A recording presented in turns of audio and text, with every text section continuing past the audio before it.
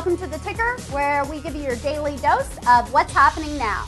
Now, they say that the customer is always right, and right now in the real estate industry, we're not so sure about that. Consumers are seriously excited about things like Zillow and Trulia. They love the sites, they love what they do, they love the mission statement that they supposedly have. In fact, Trulia just, produced an article basically saying that if all of the, real estate sites that are out there right now, a lot of them are inaccurate because they don't directly update from the MLS and they don't automatically pull and they don't have this kind of syndication in place to kind of update themselves and kind of warning, consumers to stay away from those sites because they're not up to date enough.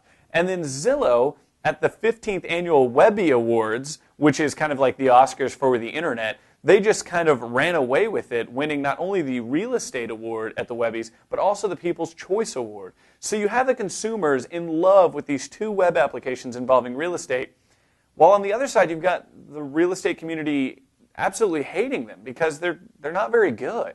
I consistently speak to realtors about these sites, and they consistently tell me the same thing. I hate them. I wish consumers would not use them. They're my arch nemesis. I can't stand them. Constantly just throwing these sites under the bus, but the consumers seem to really love them and continually rave about them. You've got Zillow on their homepage. It used to be about their Zestimate and trying to figure all that kind of stuff. Now it's just one big, information capture. You have to put in your email address to even kind of enter the site.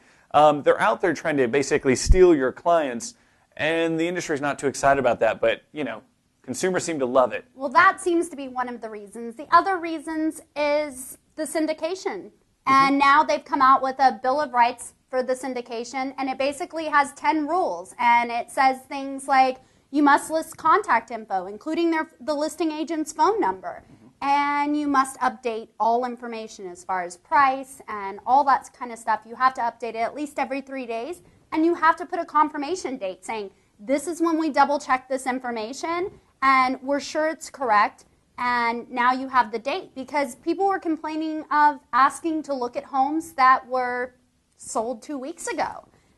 Going from there, it really is a consumer versus industry professional type thing. And they took that Bill of Rights and they decided to kind of grade the most popular real estate sites on the web and kind of, scale of 1 to 10 basically, kind of figuring out which ones they scored on. And it was pretty obvious who likes who. Right, yeah, definitely. Exactly. Homes.com comes in at 7.25, which I wouldn't rave about, but at the same time it's passing. They're the top. Realtor.com, which we talked about earlier this week, how they've upgraded their iPhone and iPad now have an iPad app.